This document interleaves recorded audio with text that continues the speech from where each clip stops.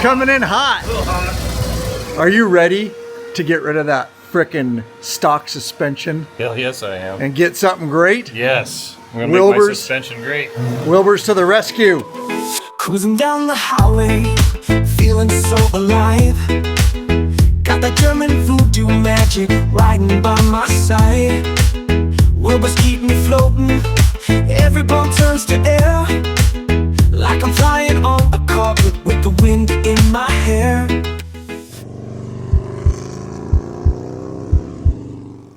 All right, it is an exciting day. If you see the smile on my face, you'll understand why in a minute. It's always a good day when we're installing Wilbers suspension. It's going on Lurch's bike, which is on the lift right now. Okay, so if you've already bought Wilbers front and rear suspension from the law-abiding biker store, good on you, because you just got the best suspension for a touring application. Right now, you're ready to install it. That's really the crux of this video. It's going to be a very detailed install tutorial from start to finish. We're not gonna skip anything. So if you want to skip past this and get to the install, just skip ahead. But if you want to know about Wilbers suspension more in depth and understand why I so highly recommend it, and we all put it on our bikes around here, then stick around. Oh, and this detailed step-by-step install video is going to cover not only a road glide, but a street glide. They're almost exactly the same. However, there's just a little difference in how you access the forks, but don't worry, we're going to show you both. Okay, so y'all know me. I don't often just gawk at stuff. I'm going to try not to gawk right here, but I want to get across why I so highly recommend Wilbers suspension for a touring application. I believe it is the best for that application and even beyond that. So I've had the opportunity to test a lot of different suspensions over the years, and by far Wilbers nails it for that touring application. Interestingly, I see a lot of guys putting on different suspensions.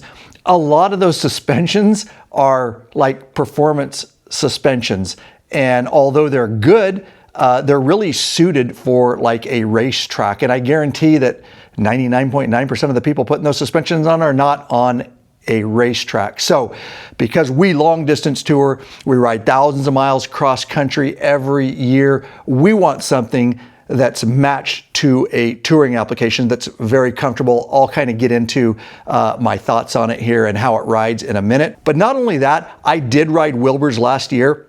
I really pushed it on the tail of the Dragon and a lot of other roads that had a lot of corners. I rode fairly aggressively. I consider myself a pretty good rider as a police motorcycle officer and instructor. And I can tell you that not only is it great and comfortable for that touring application, but it's a high performing suspension too, because I could not have gone any faster pushing the corners and trail braking through the corners on tail of the Dragon. It's got a nice controlled front end dive. If you're gonna go out and you're an actual racer and you're gonna be on a racetrack, that's when you might want to consider something that's very race inspired, I guess. And so yes, as I stated, I get excited when talking about Wilbers. So let me tell you, I talked about the front end a little bit. Understand, we sell this in the law-abiding biker store. In fact, we are the top seller here in North America. If you want Wilbers suspension, hit up the law-abiding biker store. Links in the description below. We will definitely take care of you. We're just a bootstrap company of bikers trying to help as many bikers as we can worldwide. We use this stuff. We know the stuff. We answer questions on it. Feel free to hit us up in the law-abiding biker store on our contact page. We will certainly assist you. After you order it from our store, we're just going to send you a very personal email asking you, about your bike, year, make, model, height, weight, all kinds of stuff, because this suspension really is premium touring suspension and it's custom made for you and your setup. So we'll gather that information, we'll be in communication with you, and we ship it out lickety split, usually on your doorstep within 7 days. And with this video, you do not need to pay a shop or a dealership to install this suspension. We're gonna get you through it. No specialty tools. Yeah, we have a lift. You don't actually have to have a lift. But again, we're gonna get you through it. And anytime you wanna see any of our videos, such as Wilbers, I have reviewed it We did a very thorough review video where I was out in alleys with huge potholes. I was jumping speed bumps. That was my first experience with Wilbers when we installed it. I'm going to link to that video in the description below. Also, like I say, you go to the store, any product listing on the Law Abiding Biker store, find the product you want, scroll to the bottom. If there's an associated video, it will be embedded right there for you as my full review video. So I'm going to give you a little bit here, a little more, but really that's the full review. So I really encourage you to go watch that. And after you watch that, you're probably going to hit the buy button. I also want you to understand that we don't sell Wilbers separate, okay? And what I mean by that is the way we sell it is a kit. It comes with your front suspension and your rear. The rear is the more expensive part. The front is negligible. The reason we only sell it in a kit is we don't want you to have half the experience. This suspension was tuned to work together, front and rear.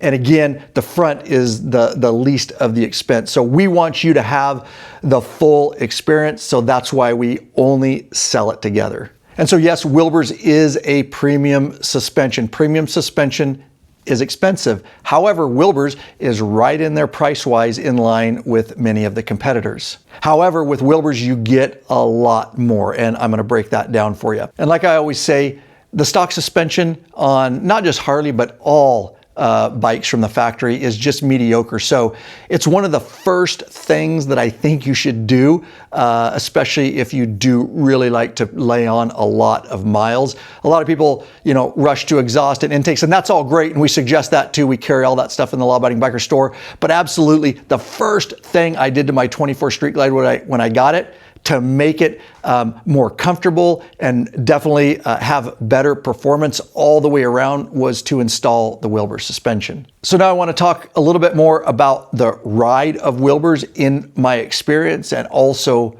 why it's some German voodoo magic. And I've said that in past videos, and I stick to that because one of the nicest things about this suspension is the rear is self-leveling. Now, let me break that down for you. So a standard stock suspension, or all the other companies out there, guys, you have to set preload on your rear. That preload is determined based on how much weight you're going to be carrying, whether it's a rider, a passenger, and luggage. So what that means is, you set it for a rider, well, now you're going to go on a trip with your passenger, or you're going to put some extra luggage. You literally have to take your bike, you have to check the preload, you have to turn things, you have to reset it for that. In contrast, right here, this is the Magic one. So it's a little bit different. You'll see in the install, this goes on one side, this goes on the other. This right here is the German Voodoo Magic side. This is the self-leveler. So again, we're gonna get information from you. This is gonna be custom for you and your bike and your setup. But what that means is, you set it for basically how you're going to ride most of the time. You come out, you throw in a passenger, or you throw extra luggage. Guess what? You do nothing. This thing, after you ride a very short distance, is going to understand the different weight, and it is going to self-level and set the appropriate preload for you. That alone sells this for me, but there's a lot more than that. So let me describe how Wilbers rides a little bit. It's amazing, and it's actually very hard for me to always put in words. I've done it in past videos. Again, go watch those videos, links in the description. But what I say is, it's unbelievable. It really, when I was hitting the speed bumps, jumping them literally in that video, and hitting potholes, I was trying to get it to bottom out. I was trying to get it to jar my back or something, within reason, because that's what most suspensions do. This stuff, this Wilbers just frickin' handles it. And even when jumping speed bumps and doing those potholes, it just floated right through that stuff. It actually, you just have a big grin on your face because you can't believe that you can ride through stuff that fast. Interestingly, it's funny because I ride next to guys. We've been waiting for lurches. We finally are getting to putting it on. So he's been riding without it for a few weeks. And he was riding next to me the other day. And we're going down the road together, two abreast. And we're coming up on whether it was tracks or manhole covers or bumps in the road. Lurch is doing the typical Harley rider. And he's going out and trying to miss it. Whereas once you get used to Wilbers, I literally aim for stuff to keep testing it over and over because it amazes me every time. I don't go around stuff. I don't turn stuff. Guys in front of me are standing. Y'all know that. You're coming up on some traction. You're like, ooh, that's going to bottom out on the tracks. And you see them stand to take. You do not have to do that once you have Wilbers installs. Ride through it and ride on. So I want to say it really rides like a sofa down the road. That can have a negative connotation because you're thinking, oh, it's overly soft and it's floaty. It's not. It takes it. It's so comfortable like a sofa, but it doesn't get floaty. The rebound on it, the way they have everything set up, the rebound on it is just amazing. So again, I'm trying to tell you, this is really hard to put in words. Go over to the Law Abiding Biker store. There are a ton of 5-star reviews. Once guys get, and I kid not, we have not had a negative review on Wilbers suspension. That's why we promote it so much. It is just the best for this type of application. But go read those reviews and see what other riders think. All right, and of course, we appreciate you shopping in the Law Abiding Biker store. We will get you this stuff. It's amazing how it comes. It's a premium experience, the way they package it and everything's in the box. It's just, and then all the way to the install, all the way to the ride. It is definitely premium. Remember, there are savings to be had in the Law Abiding Biker store. No tax if you're not a Washington State resident, and free shipping over $100. So you're going to get that free shipping. And again, about 7 days to your doorstep. You're going to come in your shop, pop the video up, and you're going to get this stuff installed, and you will definitely appreciate it. And again, I just want to reiterate, absolutely my #1 recommendation right now for a touring application. But with that said, it's also very performance oriented. If you see videos on my channel, doing low speed courses and even riding corners more aggressively, it can handle all that too. It's really just the best all-around suspension, for a touring application, and I even say beyond. All right, so if you're wondering, does this fit my year and model? Well, simply head over to the Law Abiding Biker store. We have a lot of listings for an array of years and models. We also have Wilbers suspension for Softail models. Would be amazing on the Heritage or even the Lowrider ST. So go check those listings out. They also have a fitment tab. It gets very specific for you. And again, hit us up on the contact form at the Law Abiding Biker store if you have any questions. All right, so you probably see I'm so excited. You would think this is going on my bike. It is not. It doesn't matter whose bike we're putting it on. It's always an exciting day for me. Lurch's bike is what we are going to install it in. So what do you say we get our hands dirty? But before we do, make sure you hit that subscribe button and bell icon. Every time there's a hit, another biker joins the revolution. We'd love to have you be part of it. All right, let's do it. All right, and like I say up front, you don't actually need a lift to do this, as long as you have a little mini jack or something, because you got to get the rear up off, and we'll need to do the front the same. But this is our beloved Titan lift, and available in the Law Abiding Biker store. We'd love to get one coming your way. We'll link in the description below. They come in and out of stock, but that's also our Titan mini jack. Super handy for projects like this. Links in the description. All right, we got to get these saddlebags out of the way on both sides. We're going to have to access the rear suspension. And these are our beloved Rack saddlebag safety bolts. So much better than the stock clunky little hook ones that catch your gear, and they have a weird ratcheting thing. These are a lot longer, and definitely your bags are a lot more secure. And these are available in the Law Abiding Biker store. Link in the description below. Again, a lot longer, a lot more security. All right, and you can get that saddlebag out of the way. We'll do the same on the other side. All right, just getting the other one out of the way there, and you can see why, because this is how we're going to access these rear shocks and get these stock ones out of here. All right, so now he's just using his mini jack. We want to lift this tire up just so it's just starting to come off the lift, and that's going to take all the pressure off these guys so we can back these bolts out. All right, and with a 3/4 socket, he's going to go on and start removing this rear one. And we can get in there fine with the exhaust we have on. If you can't, you'll need to just remove your rear muffler there. And moving on up to the top one here, same thing. And with that, you can go ahead and get that out of the way. And there's only one place for that stock suspension, and that is the old garbage can, because you can't even sell that.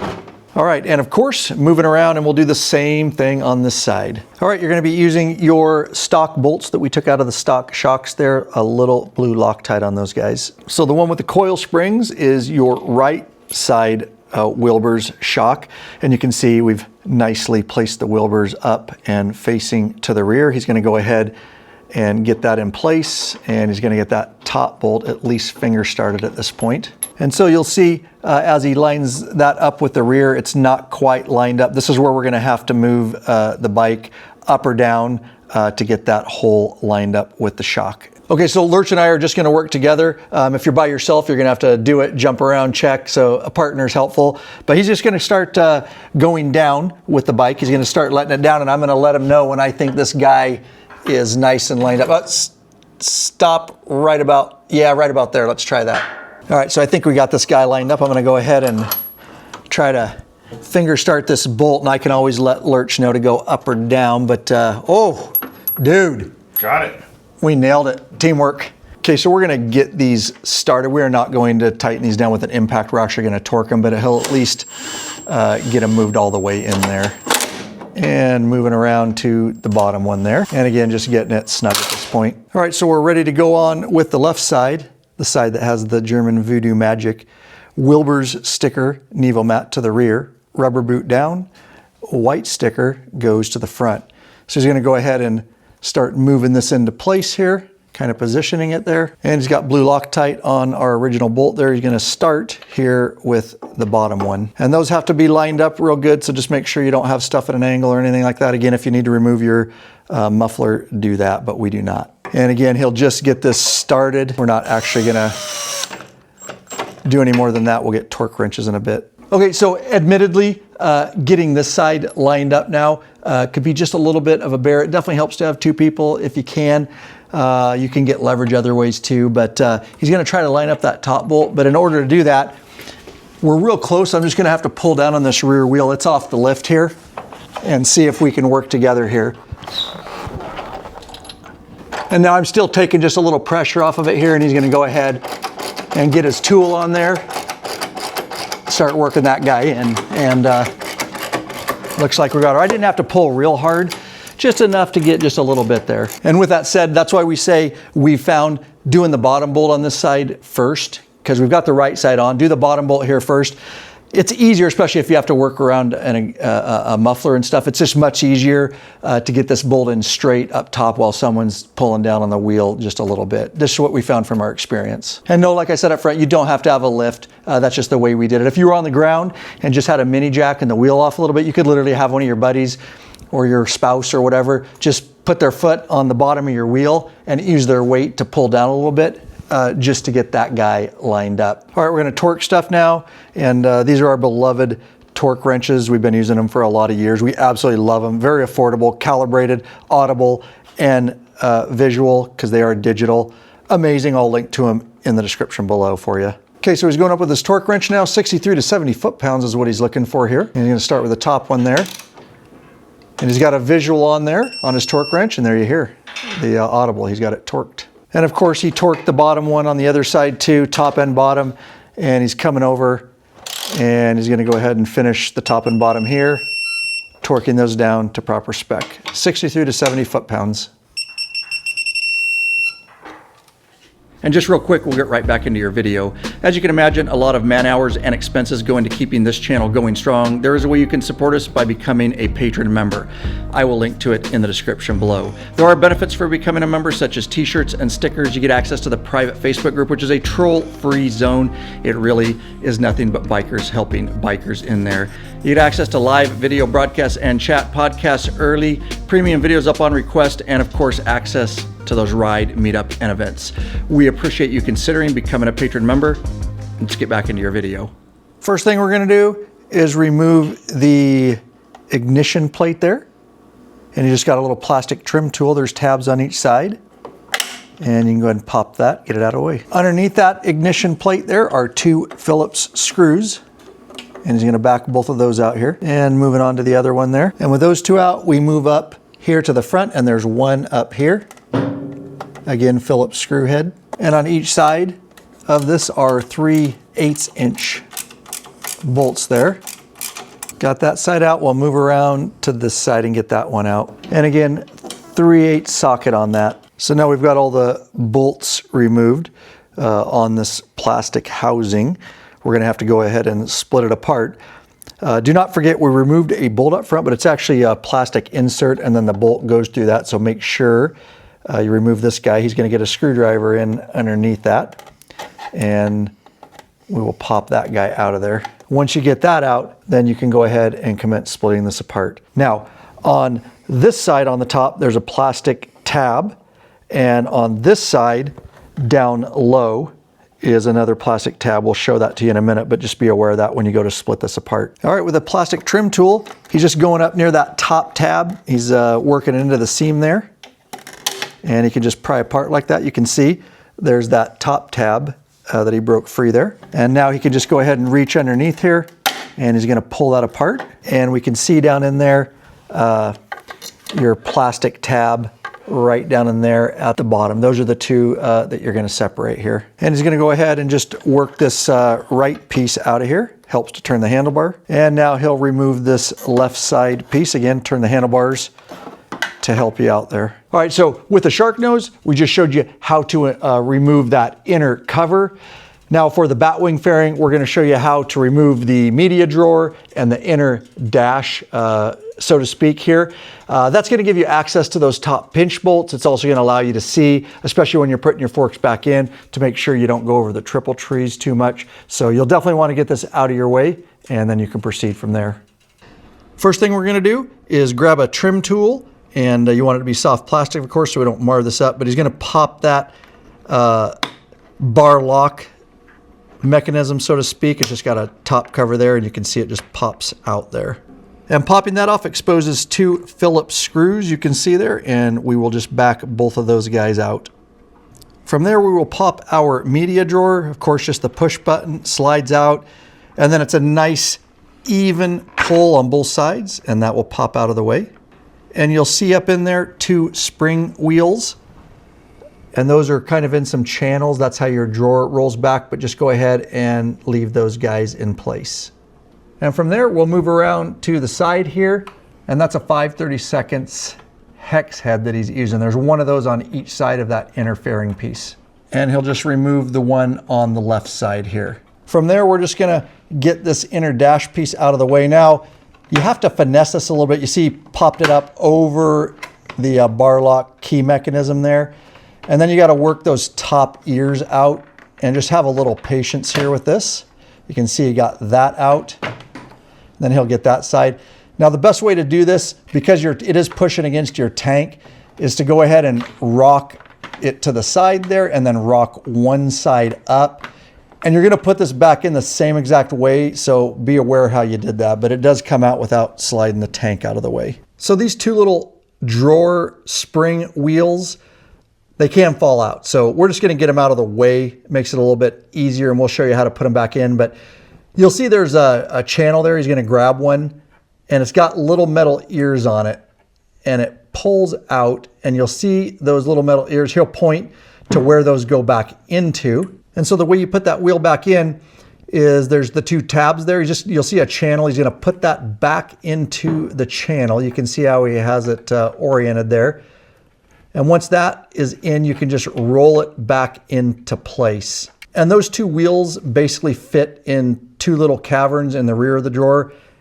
And as you push it, he'll show you, it actually rolls back and unwinds the spring there. So that's kind of how that drawer mechanism works. So we'll get those out of our way so we don't drop them. And with that inner plastic housing removed, we now have great access, you can see, to our fork clamps, because we're going to need to loosen those on both sides. All right, in a moment, we're going to remove the brake calipers from both sides. Before we do that, we're going to move up. There's clips holding the wires together here. We're going to go ahead and start pulling those. And you can see they just pop off like so, and there's 3 of them there. And now that those are off, he can move in with his 10mm 12-point socket, and he'll start with the bottom caliper bolt there, and he's moving up to the top one there. He's going to go ahead and hold the caliper with his other hand so it doesn't just drop when he gets that bolt out. And as you're taking things out, just make note of how this holder here is positioned, because that's the way it's going to go back on. We'll show you that in a minute. And he's going to go ahead and finish backing that bolt out. And he can pull the caliper off the rotor there. And we've got these handy little hooks that just go around your crash bars, and that will let your caliper hang there. I'll link to those in the description below. And just for reference, this is that little plate we took off the left side. That just holds your speed sensor wire. So leave that, that's the way it'll go back on. All right, with that left side caliper off, of course, we're just gonna move right around here to the left side and work on this one. And he's just starting with that top bolt there and moving on to his bottom one there, of course, supporting that caliper with his other hand. With that other bolt removed, he'll work the caliper off the rotor there, and he'll hang this one on his hook just like the other side. All right, that's a 6mm hex head, and he's gonna take out his axle pinch bolt here, and he'll back that guy all the way out. So next we're gonna start taking the axle out, but what you'll wanna note, especially for reinstallation of the front wheel, there's a spacer here on the right side, and you see all those machine lines on there? Remember, those go to the outside, right near the fork here. So when you put that back together, the smooth sides to the wheel side, we wanna put that back in the same way. And then moving over to this side, you'll just wanna note how this is set up.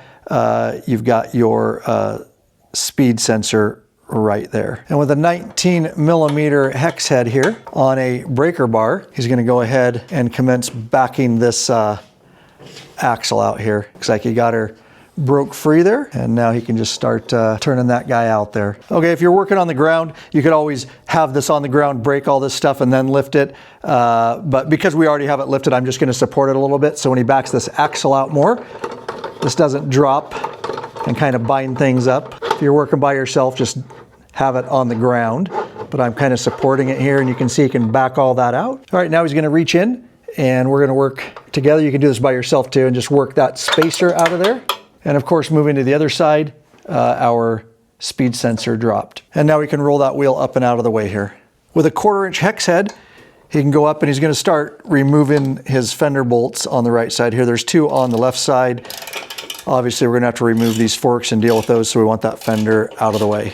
Moving over to the other one there on this side, and of course, you get that one backed out, and he will work on the 2 on this side. All right, and he's just removing that last bolt, and I'm just supporting the fender here. Looks like he got that bolt out of there, and he can go ahead and remove this fender. All right, with a 1/4" hex head, he's gonna move over to his right side fork top pinch clamp bolt there and loosen it. And he'll move over to this side and loosen this one too. One thing you might want to do is grab a Sharpie and mark each side on your forks how far above the triple clamp it sits, so we can get them close when we put it all back together. And of course, he's gonna do the same on that side there. Next, we're gonna work on the lower pinch clamp bolts on both sides. But to give you a reference, you just work right up inside here, and you'll see those 2 bolts right up in there. That is what we're gonna be working on. And he'll go in with his 1/4" hex head on an extension for easier access up in there. He's getting the first one done there. And he's moving on to his other one there, and you can see he's got a hold of the fork because that is releasing it. You don't just want that guy to slam down on the ground or lift, and he'll gently work that fork leg out of there. And he's moved up to the right side here again, just working on those 2 bolts up in there on that lower pinch clamp. And he'll go ahead and work that one out of there. All right, so I've got one of the fork legs. We're gonna have to remove the fork cap nut. A lot of times this is definitely a 2-man job. However, don't be discouraged. There is a Jim's tool that clamps around here and has another deal. It helps you get it out and in really easy by yourself. I'll link to it in the description below to the Law Abiding Biker Store. They do come in and out of stock, but we've got 2 of us, so we're gonna do it this way. So the way I do this is I hold the actual fork for lurch here, and that's a 19mm hex head, and I'm gonna hold the fork and he's just gonna back this out. The thing you'll want to be really careful of is this has a spring in it, and you don't want to have your face over that, and you want to do a controlled release so it doesn't just go flying. That's why there's 2 of us. So he's going to keep down pressure while he's backing this out. And you can see he kept that down pressure and how controlled, but if you didn't do that, that thing can go flying. You've also got a spacer in here. All right, now he's going to drain this fork, but he's going to pull that spacer out. There's a spring that's going to come flying out in there. He's going to go ahead and start dumping the fluid out of here. You can see the parts flying out there. Now, this is a brand new bike. We're not going to replace the fork seals up in there, but we do have a very detailed video on how to replace the fork seals, because this would be a good time to do it since you already have it off. I'll link to that video in the description below. And he's just taking some time, making sure all the fluid is out of there. You can see he's kind of pumping it there to assist with that. And we're moving on to the second fork here. Again, doing this in a very controlled manner. And there we go. And he'll go ahead and take this fork, get rid of that spacer, and start draining it. Before we put the Wilbers spring in, I wanted to show you the stock. You'll see how all the coils there are the same space apart on the stock one. When you look at the Wilbers, this is what's called a progressive spring, which is way better for front end suspension and gives a much more controlled dive and just feels better all the way around. But you'll see how they're tight up top, and then as we move down the spring there, they get a little bit wider and wider. So that is what a progressive spring is in comparison to the stock spring there. And so there's only one place for the stock front suspension too. Same place the rear went. All right, so you're gonna see us use this tool because we're gonna be filling the forks up with fluid. This is amazing. It's a ProMotion fork oil level tool.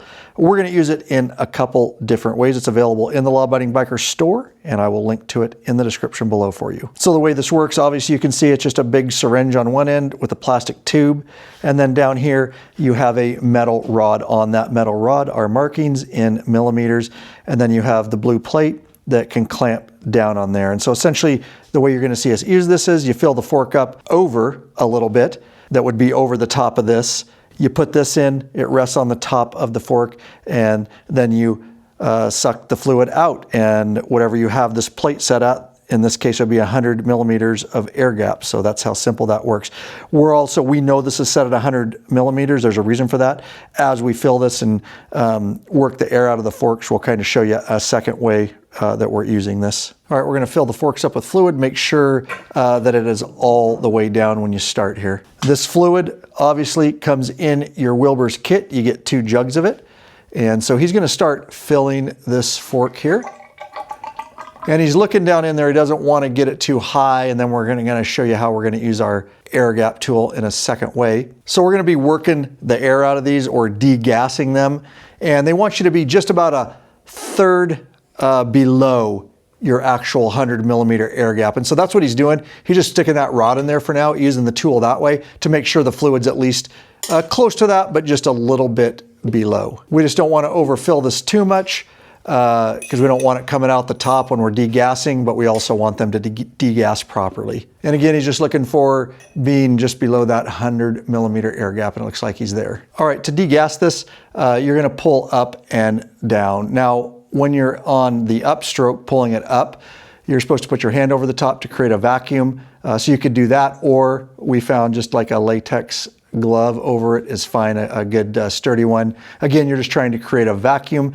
So he's gonna pull up. Once he pulls all the way up, he can release that glove, and then he'll just go down. He'll do this really slow, and you'll hear it. You'll hear the fluids working in and degassing as you're doing this. And he's gonna go ahead and release and go back down. And you'll wanna do this about 20 repetitions to make sure it's completely degassed. All right, and so you'll know it's ready to go when it's really hard to pull up like that. And when he lets go, it will pull itself back down like so, and you won't hear any air or anything inside. So we're good to go on this one. So now we are gonna top it off with fluid and set the proper air gap. Again, you're just using that tool, and he's well below it, so we're gonna have to add a bunch of fluid, and then we will properly use that tool. And he'll just fill it up again with that Wilbers fluid. That's the actual Wilbers fluid.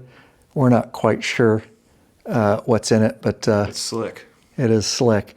Lurch keeps a jug under his bed, he said. Maybe. And he's just periodically checking. He wants to get up and over that metal bar so that we can suck some out. And it looks like he's gonna be up and over it now, so he's gonna hook up this plastic tube and syringe. All right, so for our Wilbers kit and setup, they told us 100 millimeters air gap. That may be different for your particular configuration. So make sure you check the instructions that come with your Wilbers suspension kit, and it will be listed in there. Again, that's set at 100 millimeters. And he'll rest that plate on top, and he'll start sucking with his syringe. And he's continuing to pull fluid out of there. And once you hear that, you know you're sucking air, so we know that we are at 100 millimeters of air gap space. But don't worry, if you don't have the air gap tool, you can still make do. Grab yourself like a metal cylindrical rod or a stainless tape measure. On the rod, you can make a couple marks. For us, it would be 100 millimeters. Check your specifications. And then you can just keep dipping your device down into there and make sure that you fill it to the bottom of whatever device you have, and you'll be good to go. Now we've got our fluid level proper. This is the progressive spring from Wilbers, of course. You want the tight end up, and that's where the coils are closer together because it's that progressive spring. And so he's going to go ahead and slowly put this in there because you don't want fluid coming back up at you. And he'll gently put that down into the fork tube here. This is the washer that came out of your original setup, so you'll want to reuse that. And so he's going to go ahead and put that down on top of the spring. Now he can go ahead and he's going to pull that fork all the way up so it's at its highest position. And then he's going to put the spacer that comes in your Wilbers kit on top. All right, so we're at the point we're going to put our fork cap nut back on. You have to put a lot of pressure on it to get this down in there. Remember, we do have a GEMS tool. You could do it by yourself. In and out of stock, Law Abiding Biker Store, link in the description below. Clamps around, has another piece, allows you to drive that down in there. We have two of us, so we're actually just going to use an impact driver. We're not actually going to use the impact to tighten it, just to get it started. The main thing is you want to make sure we're going to work together. My legs are securing the fork. I'm going to hold it tight, hold this tube up, make sure we're going down exactly level on this. We don't want to get it cross-threaded. So he's moving in here. He can put direct pressure down, and we're going to work together here. And you can feel when it's level. You can actually feel it go in the channel there. And again, just be careful. You want to get your face out of the way when you let up on that to make sure that you have some threads on there so it doesn't just pop.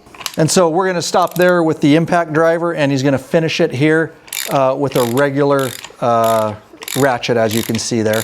And he'll get this guy snug down there.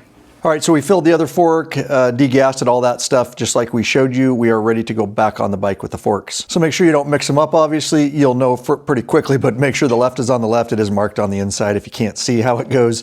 But nonetheless, he's going to go ahead and work that back up into that lower clamp. And once he gets it worked in that, he can go ahead and push it up into the top triple tree. Remember, we do have marks up there. We did with a Sharpie. You just want to get it close, back to where it sat, and that's why we made that mark. So he's just checking up there, checking his mark, making sure it's sitting in the triple tree properly. And with that, he can go in with this 1/4 inch hex head and just tighten his two bolts down there on the lower clamp. And he's just grabbing his other one. We're just kind of snugging these down because we'll torque them to spec in a second. All right, and just going back in with his right side fork here, same procedure. All right, the whole purpose of marking the forks at the top is so that we got them in the triple trees exactly where they were stock. But just to verify that before we tighten anything down, we are going to just mock up and put our axle through to make sure we don't need to raise or lower one slightly. But again, that's why we made those marks up top, and this looks like it's right on. All right, and moving up to those two lower clamp bolts, we're torquing this to 15 to 18 foot-pounds is what they call for. And don't forget, you have two of those up in there. And moving up to the right side here, he'll torque those two bolts down to the same specs. And we're moving up top here to the top fork clamp bolt, one on each side. Also 15 to 18 foot-pounds on those. And I know a lot of you may be saying, yeah, I got it from here, put the bike back together, but stick around to the end because you do need to set the proper sag on the rear shocks. We're going to show you exactly how to do that. And with that, he's going to go ahead and go back into place with his front fender here, lining up the holes on both sides, and he'll start getting a bolt started here. And he'll get the two on the other side here lined up and finger started. And once you get them all finger started, you can follow up with your 1/4 inch hex head and get them snugged down. Going back in place with his front wheel here, Just make sure this is supposed to rotate one particular way. You can find that marked on the side of your tires. You see the arrow that says that is the way it is supposed to rotate. And he'll start working this wheel into place here and get it generally lined up here. And because we've got the mini jack here, he's just gonna lower it down until we're real close to this lining up. So just get things worked into place. So now's when you want to get everything lined up. And remember our speed sensor here. We got to slide that up into place like so. And he's going to slide the spacer on this side. Remember, those machined lines on that spacer go to the outside up against the fork. And he's going to start his axle through while kind of holding everything. We may have to manipulate the wheel or lift up a little bit, but you want to get this axle through. And from there, we'll just work it through that side. And looks like we got it there. And now we can start getting a few threads on this guy. And with his 19 millimeter hex head there, he'll start threading this axle all the way into place here. You can see him working it there, starting to make its way to that side of the bike. And he'll just get it snug because we're going to torque this down. And he'll go ahead and torque this front axle 70 to 75 foot-pounds. And just going back in with his axle clamp bolt there, and he's just starting to snug it down. That is a 6 millimeter hex head on that bolt, 18 to 22 foot-pounds. And of course it should go without saying, but that's for this bike, these torque specs. You need to check the specs on your particular year and model. All right, and we got the brake caliper here, Lurch's favorite part. He's spreading the cheeks a little bit with a screwdriver so we can get them over the caliper. Be careful not to mar them. And now we can go ahead and work that caliper into place and making sure the brake pads go over it like so. And he'll start lining those two bolt holes up. And now we can go ahead and get both the top and bottom here finger started. And with this 10 millimeter 12-point socket, he's going to get these snug down, and then we'll torque them to final specs. And he'll take both of these caliper bolts and get them torqued down here, 28 to 38 foot-pounds, again on this particular year and model. And he's just working this caliper up into place on this side. And the only difference over here, remember your speed sensor wire guide goes on there, and he'll get these fingers started. And then of course he'll get these snug down and then torque them to final specs. And don't forget your 3 little wire organizers that hold your lines and your wires together there. All right, going back in with his left side inner cover there, just work it into place. You have to turn your bars to get that in there just right. And he'll follow up with moving on in to the right side there and work that guy up and into place. And now he's going to bring the two together here in a second. But remember, at the top on that side, you have that clip. There's also one, remember, down low on the front side here. So you just kind of want to look at those and get things lined up. That's what he's doing as he works these two pieces together. He got the top one clicked in there, and he got the bottom one worked in there. And he'll go back in the front, remember, with that plastic sort of rivet there, because a screw goes through that, and that's what he's following up with, that screw. And that's just a Phillips head, and so he's gonna snug that down with his screwdriver. And you've got your 2 screws up front here, again, Phillips head, and moving on to the other one there. And don't forget your 2 bolts, 1 on each side, and that is a 3/8 socket that he's tightening that guy down with. And he's going to go ahead and turn the bars, give him easier access to the left side, and he'll get this guy installed. And just finish and tighten that down there. And we'll go back on with our ignition plate here, and you can see the tab on there. He's going to position that into place, and then just even pressure, click it down. And to put your inner dash panel back on, he goes in at an angle there. Just be gentle, it will work back into place. He works it around one side, works it around the other there. You kind of have to pull your tabs back a bit. Once that's in, you can slide it into place there. And back in the top there with the 2 Phillips screws. And with this cover, you start with this tab first at the front, and once you get that in, you can rock it back. And he starts with the front there, and like I say, just rock it back and it will snap into place. All right, you're gonna see 2 side tabs, 1 on each side. Those, you are gonna hear a popping noise. Those are gonna pop into place when we're putting our media drawer back in. Also, there's a tab up front. You're gonna have to rock it a little bit to clear that guy as we put it in here. Okay, from there, he's gonna grab the media cable. Just make sure it's going through your appropriate channel there. You're gonna rock the drawer forward a little bit to clear that front tab. And just make sure you're going really straight. And once you get it started there, he's going to grab on both sides, even pressure.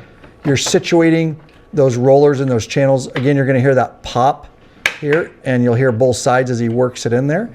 And then you can just go ahead and push your drawer in and lock it into place. All right, so to finalize the install of the rear Wilbers Nivomat suspension, it's crucial that you set it to the proper sag. And they're gonna have your suspension essentially set up with a lot of the questions that you were asked originally with weight and things like that. But now we're looking for 20 millimeters of sag. So now you really must go watch my very detailed step-by-step video on how to properly set your sag. I'm going to show you in that video a couple different great tools that you can use and a more rudimentary way to set your sag. And in that video, we're actually setting sag on Wilbers Nivomat suspension. I'll link to that video in the description below. At any time, you can always go to the Law Abiding Biker store, go to Wilbers, scroll to the bottom. The Set Your Sag video will also be embedded right there. And after you get your sag set, get out there and freaking ride. That is the best part. Experience Wilbers, and make sure you head over to the Law Abiding Biker store where you got it and leave a review. Peace. Oh, Nivomat moves me, feeling so divine. Custom built precision, it's my Harley spine. Magic in motion, smooth as butter on toast. I'm the king of all these roads of ghostly hope.